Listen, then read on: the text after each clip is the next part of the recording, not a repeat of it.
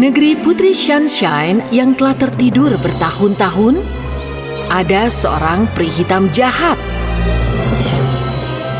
Peri hitam ini tinggal di istana gelap dengan teman satu-satunya, si Blackie jahat. Suatu hari, saat si peri hitam melihat cincin ajaibnya, ia melihat si putri tidur Sunshine telah terbangun oleh pangeran pemberani. Peri hitam sangat marah. Ia pun dikelilingi oleh kobaran api hijau. Kau tenanglah peri hitam, ini bukan waktunya untuk marah. Aku akan buat Sunshine menyesal telah membuka matanya. Di sisi lain, sang pangeran menghadiahi Sunshine seekor kuda putih. Unicorn ini yang diberi nama Luna juga punya sayap ajaib. Si putri segera naik ke punggung Luna dan mulai terbang di angkasa. Oh, mengagumkan. Lebih tinggi, Luna. Ayo terbang lebih tinggi. Melihat kebahagiaan Sunshine, si peri hitam marah. Tenanglah yang mulia, kau sangatlah kuat. Bahkan saat peri hitam masih kecil, ia terbiasa menyakiti peri baik lainnya.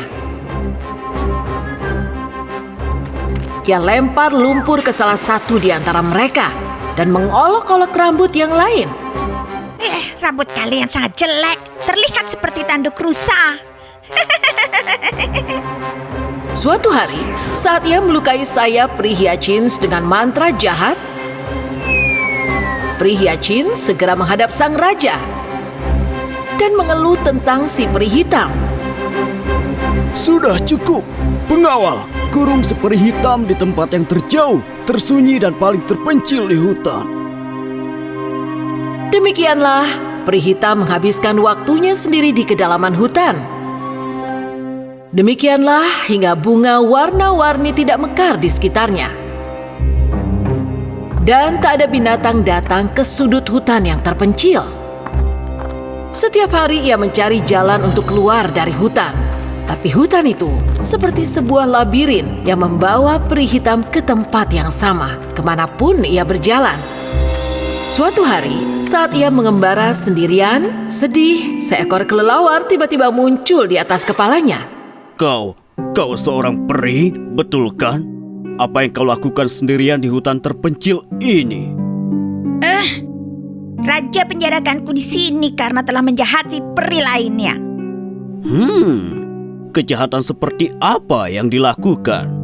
Kelelawar sangat gembira saat si peri hitam bercerita tentang kejahatan yang ia lakukan pada peri baik, karena ia percaya kejahatan adalah kekuatan terbesar. Jika kau ingin kuat, kau ada di jalan yang tepat, peri. Jika kau terima aku sebagai pelayanmu, aku akan memberimu mantra misterius. Mantra misterius? Seperti mantra yang bisa selamatkan aku dari situasi ini? Iya. Kelelawar memberi peri hitam sebuah cincin. Saat si peri hitam memakai cincin itu, awan hitam berkumpul di langit dan petir menyambar pepohonan dan tawa bergema dari cincin. Saat peri hitam melihat ke cincin, ia lihat betapa kuat dan bertenaganya ia di masa depan. Karena itu, ia terima si kelelawar sebagai pelayannya. Tahun demi tahun, si peri hitam berkat kekuatan cincin membangun kastil berukir kayu di tanah terpencil itu. Dan Blackie si kelelawar mulai tinggal dengannya di istana. Saat si peri hitam melihat ke cincinnya, berita bahwa raja dan ratu memiliki seorang anak, ia sangat marah karena tidak diundang ke kerajaan. Seperti peri baik lainnya.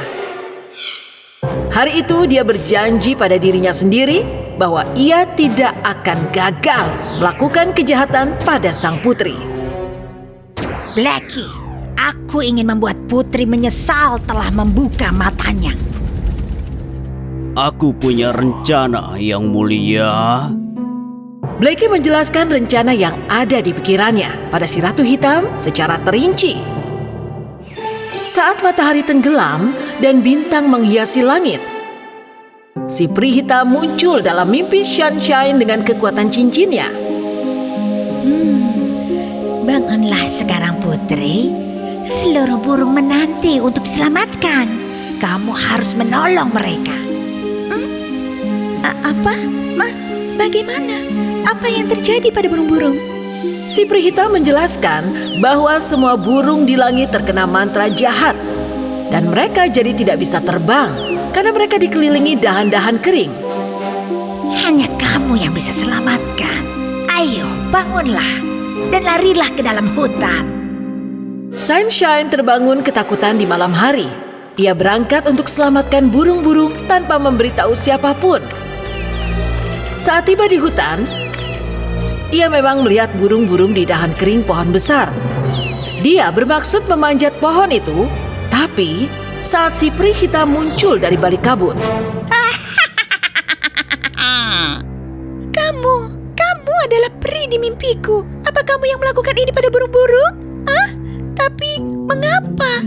Jika kamu tidak pergi ke dalam lubang pohon, burung-burung itu tidak bisa bernyanyi atau terbang lagi. Sunshine memasuki pohon itu untuk menolong burung-burung. Begitu ia memasuki lubang pohon, dahan-dahan pohon tumbuh dan memenjarakan putri di dalamnya. Peri hitam, aku telah lakukan perintahmu. Bebaskan burung-burung itu. Burung? Oh, burung apa? Pada saat itu, burung-burung di dahan pohon hilang dalam sekejap. Lihatlah, tidak ada burung juga binatang lain yang bisa masuk ke hutan terpencil ini, putri. Mereka semua tipuan. Hanya kamu yang akan tinggal di sini selamanya sendirian. Sunshine tidak tahu harus berbuat apa untuk menghadapi jebakan bahaya si peri hitam. Meskipun ia berusaha keras, ia tidak bisa membebaskan diri dari dahan-dahan itu. Saat pagi tiba, pangeran yang tidak bisa temukan Sunshine dimanapun sangat rewel. Melihat sang pangeran, Luna si kuda putih pun menghampirinya. Lompatlah ke punggungku, kita akan temukan Sunshine dengan mengikuti aromanya. Luna terbang ke hutan misterius dengan sayap megahnya.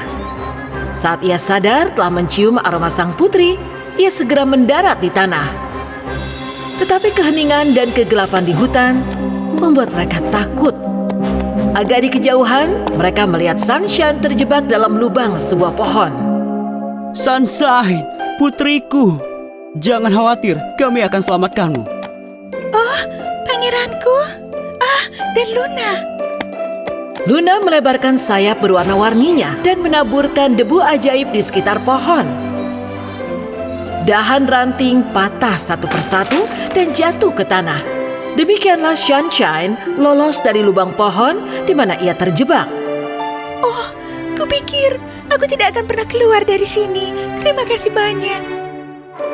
Pangeran dan putri pun kembali ke kerajaan bersama Luna. Baik Sunshine maupun pangeran tahu bahwa kekuatan yang sebenarnya adalah cinta dan persahabatan, bukan kejahatan. Di sisi lain, si peri hitam tidak pernah mengaku kalah. Ia masih menyusun rencana baru untuk merusak cinta dan persahabatan.